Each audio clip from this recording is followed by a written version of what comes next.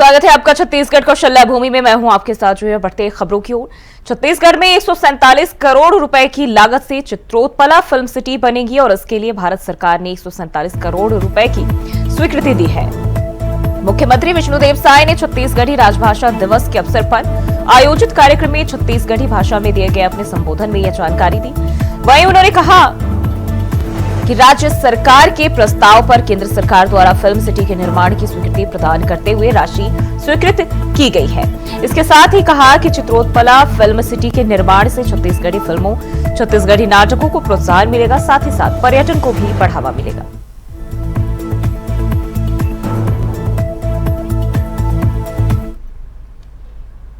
सौभाग्य दिन हमारे छत्तीसगढ़ पर कि हमारे भारत सरकार हमारे छत्तीसगढ़ में चित्रोत्पला फिल्म सिटी बनाए बर हमारा आग्रह रही से प्रदेश के तरफ से यहाँ फिल्म सिटी के निर्माण हो और चित्रोत्पला के नाम से जो महानदी के पूर्ण नाम है तो आज आप बताते हुए बड़ा गौरव होते कि हमारे भारत सरकार एक 147 करोड़ रुपया के स्वीकृति दे 147 करोड़ रुपया के स्वीकृति दे।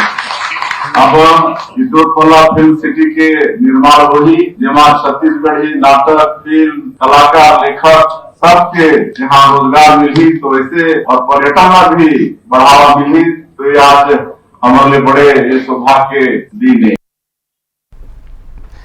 और इसी खबर पर ज्यादा जानकारी के साथ मनोज शुक्ला हमारे संवाददाता रायपुर से हमारे साथ जुड़ चुके हैं। मनोज, अब प्रदेशवासियों के लिए एक बड़ी सौगात फिल्म निर्माण जगत में। जी जूही, बिल्कुल जूही, केंद्र सरकार ने छत्तीसगढ़ को बड़ा तोहफा दिया है। फिल्म सिटी को लेके काफी दिनों से राज्य सरकार की मांग थी, केंद्र सरकार से प्रस्ताव लंबित पड़े थे जिसका जो है केंद्र सरकार ने जो है स्वीकृति कर दिया है। और छत्तीसगढ़ में फिल्म सिटी बनने से छत्तीसगढ़ का विकास भी तेजी से बढ़ेगा और साथ ही साथ छत्तीसगढ़ में जो क्षेत्रीय कलाकार हैं उनको भी प्रोत्साहन मिलेगा और ये भी माना जा सकता है कोई रोजगार का साधन भी कहा जा सकता है कि उनको मिलेगा। और साथ ही साथ जो और जब फिल्म सिटी खुलेगी तो उससे रोजगार के भी साधन बढ़ेंगे। साथ ही साथ यहाँ पर जो लेखक हैं, गायक हैं और फिल्म लाइन में जैसे अभिनेता हैं उनको भी छत्तीसगढ़ से फिल्म सिटी बनने से उनका भी विकास संभव हो पाएगा। जी बिल्कुल, 147 करोड़ रुपए की लागत से इसका निर्माण किया जाएगा और इसके लिए भारत सरकार ने भी अपनी ओर से मंजूरी दे दी है। अगर हम निर्माण की बात करें, जब काम की शुरुआत की बात करें, क्या संभावना है, कब से शुरुआत हो सकती है? जी जी, आपको बता दूं कि ये जो फिल्म सिटी का प्रस्ताव था ये काफी दिनों से केंद्र सरकार के पास लंबित पड़ा था और 2-3 साल की सरकार इस काफी प्रयासों से जो है फिल्म सिटी की स्वीकृति मिल गई है। और सीएम साहब ने कल ये राजभाषा दिवस के अवसर पर इन्होंने कार्यक्रम में ये घोषणा की है कि वहाँ से स्वीकृति मिल गई, उसके लिए पैसा भी सैंक्शन हो गया है। तो निश्चित रूप से कहीं न कहीं भी इसका जो है 2-4 दिनों में जो है इसका जो भूमि पूजन संभव हो सकता है कि काम शुरू हो जाए इसके लिए। ठीक बिल्कुल, यानी कि कहीं न कहीं हम देखें प्रदेश में पर्यटन को भी इसके जरिए विस्तार मिलेगा और जो आम जनता है जो इन चीजों में, इस उद्योग में जुड़ना चाहते हैं, कहीं न कहीं उनके लिए एक खास जो है सौगात मानी जा सकती है। बने रहिए मनोज हमारे साथ, अगली खबर पे भी आपका रुख करते हैं। बढ़ते आगे, रायपुर के एसएसपी संतोष सिंह देर रात गश्त पर निकले और इस दौरान उन्होंने शहर के कई थानों का निरीक्षण किया और इसके साथ ही उन्होंने night patrolling, Pandri bus stand और अन्य चेक पॉइंट का भी जायजा लिया। इसके पहले उनके निर्देश पर वीआईपी रोड पर एक विशेष एसपी क्रैक टीम द्वारा निर्धारित समय से ज्यादा देर तक खुले बार और रेस्टोरेंट्स की जांच की गई। एसएसपी के निर्देश पर वीआईपी रोड पर विशेष एसपी क्रैक टीम ने निर्धारित समय से ज्यादा देर रात तक खुले रहने वाले बार और रेस्टोरेंट की जांच की और इस जांच के दौरान फ्लोरेंस, शीतल जूस, देशी ठाट, एफटीवी और कई स्काई लाउंज जैसे होटल और रेस्टोरेंट अवैध गतिविधियों में संलिप्त पाए गए। ऐसे में इन प्रतिष्ठानों के मैनेजर और अन्य कर्मचारियों को थाने लाकर आबकारी एक्ट और प्रतिबंधात्मक कार्रवाई की गई।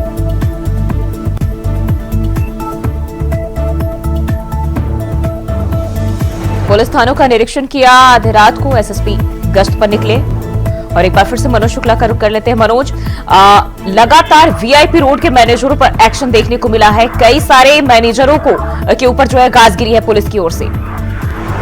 जी जूही, आपको बता दूं कि छत्तीसगढ़ की राजधानी रायपुर में जो वीआईपी एरिया है वहीं पर सारे बड़े होटल्स हैं और वहाँ पर देर रात आए दिन वहाँ जो है नियम का उल्लंघन करते हुए देर रात तक पब खुले रहते, होटल खुले रहते हैं, जिसको लेकर जो है एसएसपी संतोष कुमार सिंह काफी जो है सख्ती से कार्रवाई करने को देखने को लगातार मिलता है। आए दिन जो है एसएसपी रात में अचानक दौरे पर निकल जाते हैं और पूरी मॉनिटरिंग करते हैं। और साथ ही साथ आपको बता दूं कि छत्तीसगढ़ में लगातार अपराध का ग्राफ बढ़ता जा रहा है, जिसको लेकर कहीं न कहीं पुलिस प्रशासन के लिए भी एक चुनौती बना हुआ है। इन सब बातों को देखते हुए एसएसपी संतोष कुमार जो है खुद मॉनिटरिंग कर रहे हैं, रात में गश्त कर रहे हैं और चेकिंग पॉइंटों पे जा रहे हैं, थानों का निरीक्षण कर रहे हैं। तो इससे कहीं न कहीं अपराध में कमी भी देखने को मिलेगी और पुलिस प्रशासन में भी चुस्त दुरुस्त व्यवस्था देखने को मिलेगी। और ये राजधानी का वाकया आए दिन जो है एसएसपी संतोष कुमार अपने तरीके से पूरी मॉनिटरिंग स्वयं कर रहे हैं, जिसको लेकर लगातार जो है प्रशासन में हड़कंप भी मचा है। जो आपराधिक प्रवृत्ति के लोग हैं उनमें हड़कंप मचा हुआ है कि गाड़ियों की चेकिंग रात में हो रही है, लोगों की चेकिंग हो रही, पॉइंट बनाए गए हैं जगह जगह। तो ये जरूरी हो गया था। मनोज, हम अक्सर देख रहे हैं बीते कुछ दिनों से जो नशे का कारोबार है छत्तीसगढ़ में काफी जोर शोर से चल रहा है और इस पर लगातार प्रशासन की ओर से एक्शन लिए जा रहे हैं, बावजूद अभी भी बार और रेस्टोरेंट्स की जांच की जा रही, तो इस तरह की खबरें सामने आती है। आपको बता दूं कि वरिष्ठ पुलिस अधीक्षक संतोष कुमार सिंह जो नशे के खिलाफ बहुत तेजी से अभियान चला रहे हैं। छत्तीसगढ़ पुलिस द्वारा एक निजात अभियान के कार्यक्रम लगातार चल रहा है, जिससे जो है नशे के खिलाफ ये निजात कार्यक्रम होता है और जगह जगह स्कूलों में निजात कार्यक्रम कराया जा रहा है। एसएसपी संतोष कुमार खुद इसको मॉनिटरिंग कर रहे हैं। तो उसके बावजूद जो है छत्तीसगढ़ में नशे की बात कर ले तो नशे की जो यहाँ पर हालात है वो दिन प्रतिदिन बढ़ते जा रहे हैं और कहीं न कहीं जो है इसको लेकर सरकार पर भी सवालिया निशान उठ रहा है। विपक्ष भी लगातार जो है सरकार को आड़े हाथों ले रहा है कि नशे का कारोबार इतनी तेजी से फैल रहा है और नशे की वजह से अपराध भी बढ़ते नजर आ रहे हैं। जी मनोज, अगर हम देखें इन बार संचालक, रेस्टोरेंट संचालक, इन लोगों को खौफ क्यों नहीं है जब एक्शन लिए जा रहे हैं और नियम कानून भी बकायदा बताए जाते हैं समय समय से, बावजूद इसके बेखौफ होकर ये अपनी मनमानी करते नजर आते हैं? जी बिल्कुल बिल्कुल जूही, आपको बता दूं जूही, ये जो नशे के जो कारोबारी हैं इनके पैर जितने जमीन पे हैं इतने ऊपर तक भी हैं और कहीं न कहीं ऐसा माना जाता है कि इनके हाथ बहुत लंबे हैं। लेकिन वही बात कर रहे कानून की, तो कानून के भी हाथ लंबे हैं। ऐसा नहीं है कि छत्तीसगढ़ पुलिस जो है नशे के ऊपर कार्रवाई नहीं कर पा रही। आए दिन नशेड़ी पकड़े जा रहे हैं, ड्रग्स पकड़े जा रहे हैं भारी मात्रा में, जिसका खुलासा भी पुलिस कर रही है लगातार। उसके बावजूद छत्तीसगढ़ में नशे का कारोबार बहुत तेजी से इधर कुछ समय में 2-4 महीनों के बीच में बढ़ा हुआ है, जिसको लेकर राजधानी पुलिस खुद बहुत चिंतित है। और इस संदर्भ में जो है एसएसपी से खुद मेरी बात हुई थी व्यक्तिगत रूप से। उन्होंने कहा था कि इस नशे के लिए हम लोग पूरी तरह से प्रतिबद्ध है और जल्द ही इस पर हम लोग काबू पा जाएंगे। जी बिल्कुल। कितने लोगों पर कार्रवाई की गई है अभी तक? जूही, आपको बता दूं कि जब से छत्तीसगढ़ में बीजेपी की सरकार बनी लगातार कार्रवाइयों का दौर चल रहा है। नशेड़ियों के ऊपर जो नशेड़ी है, नशेड़ियों के साथ साथ उनसे अपराध का जो है भूत सवार हो गया है। जैसे उनके लिए भी सरकार बहुत तेजी से कार्रवाई कर रही है, लेकिन बात करें अपराध तो अपराध का थमने का नाम भी नहीं ले रहा है। तो ऐसे में माना जा रहा है कि कहीं न कहीं पुलिस को और चुस्त दुरुस्त होने की जरूरत है छत्तीसगढ़ में। जी यानी कि पूरी तरह से अभी और कहीं न कहीं सख्ती बरतने की जरूरत है प्रशासन को और तब जाकर शायद इन तमाम जो नशे को लेकर कारोबार चलाए जाते हैं इन पर लगाम लग पाएगा। बिल्कुल मनोज, बने रहिए हमारे साथ, आगे भी आपका रुख करते हैं। तो कई होटल मैनेजरों के खिलाफ कार्रवाई की गई है और छत्तीसगढ़ में अभी भी लगातार इस तरह के वारदात जो है वो सामने आते रहते, घटनाएं सामने आती रहती है। बढ़ते आगे, रायपुर से जानकारी सामने आ रही, उपचुनाव के बाद मंत्रिमंडल में हलचल तेज। छत्तीसगढ़ में खाली हैं 2 कैबिनेट मंत्रियों के पद, इस पर जल्द फैसला ले सकती है सरकार। मंत्री पद पाने के लिए कई विधायक लगा रहे हैं जोर। रायपुर से यह खबर सामने आ रही, छत्तीसगढ़ में 2 मंत्री पद खाली हैं और कैबिनेट मंत्रियों के पद खाली हैं। इस पर जल्द ही आपको बताते चले फैसला सरकार ले सकती है। तो मंत्रिमंडल में हलचल तेज हो चुकी है इसको लेकर। रायपुर से खबर, उपचुनाव के बाद मंत्रिमंडल में हलचल तेज और छत्तीसगढ़ में 2 कैबिनेट मंत्रियों के पद खाली है, जिस पर जल्द ही सीएम साय सरकार की ओर से फैसला लिए जाने की संभावना है। वहीं अगर बात करें विधायकों की, तो इस मंत्री पद को पाने के लिए कई विधायक जी तोड़ अपनी कोशिशें कर रहे हैं और इस होड़ में खड़े हैं। मनोज शुक्ला लगातार हमारे साथ जुड़े हुए। मनोज, उपचुनाव के बाद अब मंत्रिमंडल में पूरी तरह से हलचल तेज देखी जा रही है। 2 कैबिनेट मंत्रियों के पद खाली है, जिसको लेकर अब चर्चाएं तेज। जी बिल्कुल जी, आपको बता दूं कि मोहन अग्रवाल जब से यहाँ के दक्षिण के विधायक थे, जब उन्होंने और मंत्री भी थे और फिर वो सांसद बने, यहाँ पे संसदीय का चुनाव लड़े, तो उसके बाद जो है मंत्री पद खाली है। तब से विधायकों में लगातार जो है अपने तरीके से वो भाग दौड़ भी कर रहे हैं और ये कयास लगाए जा रहे हैं कि जल्द से जल्द मंत्रिमंडल का विस्तार होने वाला है। सूत्रों के हवाले से खबर मिली है कि अब इसमें जो है कार्रवाई जो है चल रही है। अब किसको मंत्री बनाया जाए ये तो भाजपा पार्टी के ऊपर निर्भर करता है। वहीं जो है जो विधायकों की बात कर ले तो विधायक अपनी तरफ से जी तोड़ कोशिश कर रहे हैं। हर कोई चाहता है कि हमको मंत्री पद मिल जाए। इस बात को लेकर राजधानी रायपुर से दिल्ली तक अपनी आजमाइश कर रहे हैं। अब देखने वाली बात यह होगी कि पार्टी और विष्णु देवता किस पर अपना भरोसा, किस विधायक से अपना भरोसा जमा पाते हैं, किसको जो है दायित्व सौंपा जा सकता है। ये सब अब ये बातें जो है स्पष्ट रूप से अभी सामने निकल कर नहीं आई है कि किस विधायक को जो है मंत्री पद का दायित्व दिया जाए, लेकिन जो है कयास लगाए जा रहे हैं कि जल्द से जल्द जो है क्या संभावना है मनोज? कौन कौन से वो नाम है जिनको लेकर चर्चाएं तेज है? जी जूही, आपको बता दूं कि देखिए वरिष्ठ विधायक भी इस समय राजेश मूरत है, अजय चंद्राकर है और पूर्व में भी बीजेपी की सरकार में ये लोग मंत्री है बने थे और वर्तमान में ये लोग सिर्फ अभी विधायक है। वहीं दक्षिण की बात कर लें तो दक्षिण से अभी सुनील सोनी चुनाव जीते। दक्षिण की जो सीट है वो भाजपा का गढ़ माना जाता है। मोहन अग्रवाल वहाँ से 8 बार विधायक रहे हैं और वो जानी पहचानी सीट है बीजेपी की, विशेष प्रतिष्ठा भरी सीट बीजेपी की मानी जाती है।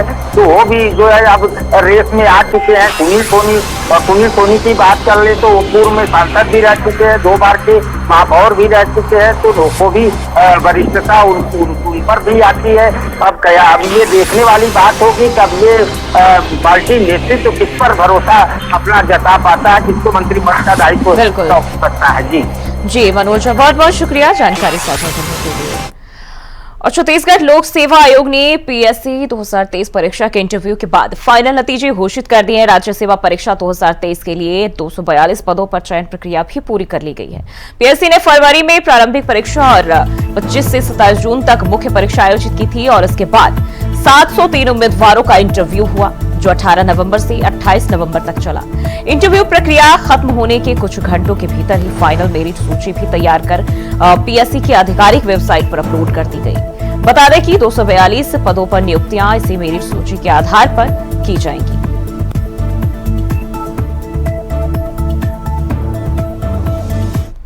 बढ़ते आगे बिलासपुर से खबर सामने आ रही। कांग्रेस कार्यकर्ताओं में मारपीट का मामला, नोटिस जारी कर मांगा गया जवाब। सीएम साय ने साधा निशाना, जनता के बीच कांग्रेस विश्वास खो रही है। तो बिलासपुर में हाल ही में कांग्रेस कार्यकर्ताओं के बीच मारपीट और नोकझोंक का मामला सामने आया था, जिसको लेकर अब नोटिस जारी किया गया है। सुबोध हरिद्वार, राजेश पांडे के बीच गाली गलौज और जिला कांग्रेस कमेटी अध्यक्ष का कारण बताओ नोटिस जारी किया गया है। और वहीं इसको लेकर सीएम साय ने भी निशाना साधा है कांग्रेस पार्टी पर और उन्होंने कहा है कि जनता के बीच कांग्रेस पार्टी अपना भरोसा खो रही है। तो जिला कांग्रेस कमेटी अध्यक्ष का कारण बताओ नोटिस जारी हुआ है। और आपको बताते चले, हाल ही में कांग्रेस के 2 गुटों के नेताओं के बीच जो है झड़प देखी गई थी, विवाद हो गया था और इसी को लेकर अब कारण बताओ नोटिस जिला कांग्रेस कमेटी की ओर से सुबोध हरिद्वार, राजेश पांडे के बीच गाली गलौज हुई थी और अब सीएम साय ने भी इसको लेकर निशाना साधा है।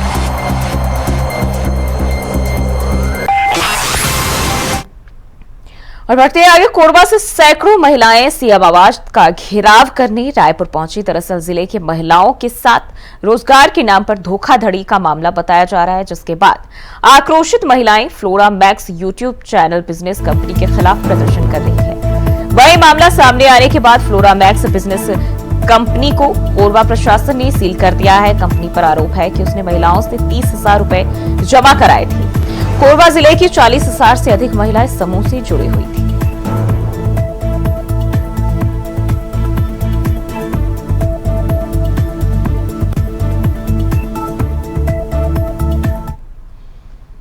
और वहीं नायब तहसीलदार और तहसीलदारों का तबादला। रायपुर कलेक्टर ने जारी किया आदेश। कलेक्टर गौरव सिंह ने जिले में आदेश जारी किया है। 6 तहसीलदार 4 नायब तहसीलदारों के प्रभाव में फेरबदल किया गया। रायपुर से यह खबर सामने आ रही है। कलेक्टर ने आदेश जारी किया है फेरबदल का। तो एक बार फिर नायब तहसीलदार और तहसीलदारों का तबादला किया गया है। रायपुर कलेक्टर गौरव सिंह ने आदेश जारी किया है। 6 तहसीलदार और 4 नायब तहसीलदार बताए जा रहे हैं जिनके प्रभार में फेरबदल किया गया है कलेक्टर के आदेश पर। तो रायपुर से एक खबर।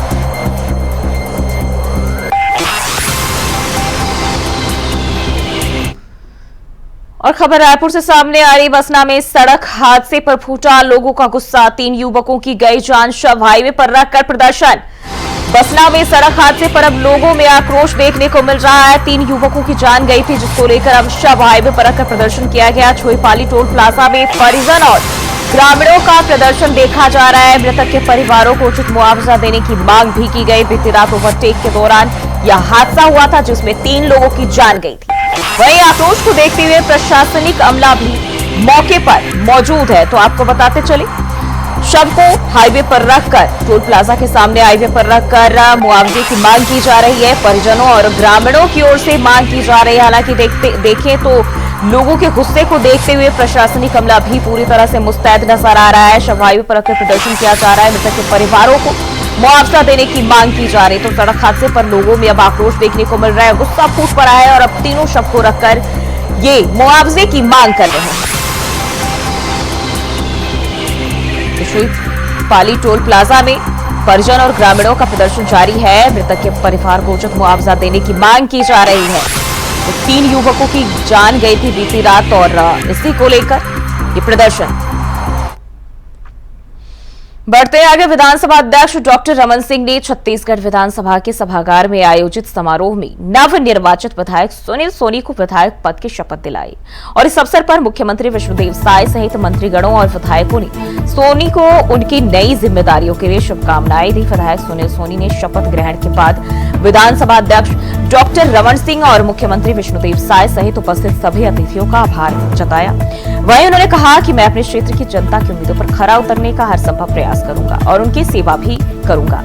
वहीं इस अवसर पर संसदीय कार्य मंत्री केदार कश्यप, स्वास्थ्य मंत्री श्याम बिहारी जायसवाल, राजस्व मंत्री टंकराम वर्मा, सांसद बृजमोहन अग्रवाल, विधायक राजेश मोड़क, किरण सिंह देव, मोतीलाल साहू, अनुज शर्मा, गुरु खुशवंत साहब और जनप्रतिनिधि भी मौजूद रहे।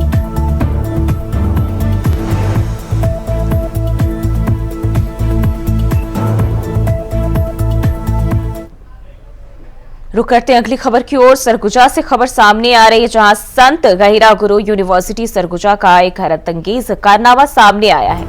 यूनिवर्सिटी में कोरोना काल के समय जब ऑनलाइन एग्जाम हो रहे थे तब 5 लाख रुपए की उत्तर पुस्तिका यानी कि आंसर शीट और 17 लाख रुपए की पूरक आंसर शीट खरीदी गई थी। और इस मामले में यूनिवर्सिटी के कुलपति ने जांच टीम का गठन किया है। दरअसल कोरोना काल के समय सभी स्कूलों और कॉलेजों में ऑनलाइन एग्जाम कराए जा रहे थे, लेकिन संत गहिरा गुरु विश्वविद्यालय की ओर से कोरोना काल के दौरान 5 लाख की उत्तर पुस्तिका के साथ 17 लाख से अधिक की पूरक उत्तर पुस्तिका खरीदी। और इसकी जानकारी छात्र संगठन ने आरटीआई के जरिए निकाली है, जिससे अब साफ हो गया है कि जब ऑफलाइन एग्जाम हुआ ही नहीं तो उत्तर पुस्तिका खरीदी क्यों गई। विश्वविद्यालय के पास इसकी स्टॉक रजिस्टर में भी दर्ज नहीं है इसकी जानकारी, लेकिन कि उत्तर पुस्तिका कहाँ गई और कहाँ है। अभी जो हमें बताया गया है कि कोरोना समय में ऑनलाइन परीक्षा की बात हो रही थी, परीक्षा ली जा रही थी और उसी दौरान परीक्षा के लिए कापियां भी खरीदी गई हैं, तो लाखों में हैं और उसके बाद भी कापियां खरीदी जाती रही हैं कोरोना के बाद भी, जब परीक्षाएं ऑफलाइन होने लगी। तो इन्होंने बताया, जो जानकारी इन्होंने हासिल की है विश्वविद्यालय से, वो कोरोना के समय जो खरीदी गई कॉपियां हैं उसका स्टॉक मेंटेनेंस शायद नहीं है। तो उनका कहना था कि जब वो कॉपियां ली गई थी उनकी वो व्यवहार में नहीं था, तो कॉपियां कहाँ हैं। और इसके बारे में मैं खुद पता लगवाऊंगा और देखते हैं क्या होता है। उस समय जो है ऑनलाइन में भी कॉपियां प्रश्न पत्र चला जाता था और प्रश्न बच्चे घर में तैयार करके कॉलेज में जमा करते थे। जो कॉपियां थी वो था कि वो खरीद के अपने से A4 साइज का कॉपी और बना के वो जमा करें। विश्वविद्यालय की ओर से वो कॉपी देने का कोई प्रावधान शायद नहीं था, जहां तक मुझे याद आ रहा है। यही बात थी। आज प्रमुख हम एक जांच के संबंध में कुलपति महोदय को ज्ञापन सौंपे हैं, जिसमें यह सूचना के अधिकार के तहत हमने एक जानकारी मांगी थी विश्वविद्यालय से उत्तर पुस्तिकाओं के संबंध में। 12/4/2022 की बात है को विश्वविद्यालय के द्वारा 5 लाख मुख्य उत्तर पुस्तिका और 17,30,000 पूरक उत्तर पुस्तिका ऑर्डर की गई थी, जिसकी विश्वविद्यालय के पास ना ही स्टॉक रिपोर्ट है, ना ही विश्वविद्यालय के पास उसका प्रमाणित बिल है, ना ही विश्वविद्यालय के पास उसकी कोई डिस्ट्रीब्यूशन रिपोर्ट है, जिससे साफ साफ पता चलता है कि वो सीधे सीधे उत्तर पुस्तिका का गमन हो गया। क्योंकि 2022 में कोरोना काल चल रहा था और उस समय लगातार छात्रों को ऑफलाइन तरीके से उत्तर पुस्तिकाएं बेचे जा रही थी प्राइवेट दुकानों के माध्यम से, क्योंकि जो परीक्षाएं थी वो ऑनलाइन मोड से ली गई थी।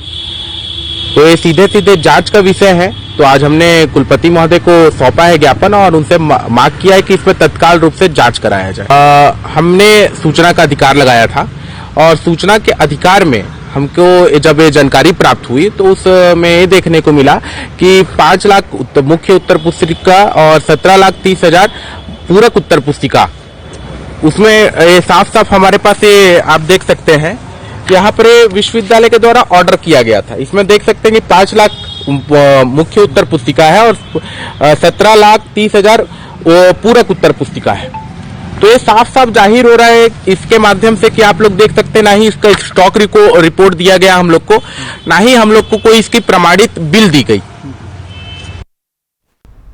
बढ़ते आगे, रायपुर जिले में 4 साल के बच्चे को जिंदा जलाने वाले को फांसी की सजा दी गई है। बता दें कि उड़ला इलाके में अप्रैल 2022 की सुबह मासूम पर पेट्रोल छिड़ककर आग लगा दी गई थी, जिसको लेकर अब दोषी पंचुराम को कोर्ट ने मौत की सजा सुनाई है। केस में पहले ही खुलासा हुआ था कि वारदात को अंजाम देने वाला पंचुराम बच्चे की मां से प्यार करता था और मां को हासिल करना चाहता, और इसी मकसद से बच्चे को रास्ते से हटाने के लिए उसने 4 साल के अर्श को किडनैप किया, घर से दूर ले जाकर उसे जिंदा जलाकर भाग गया।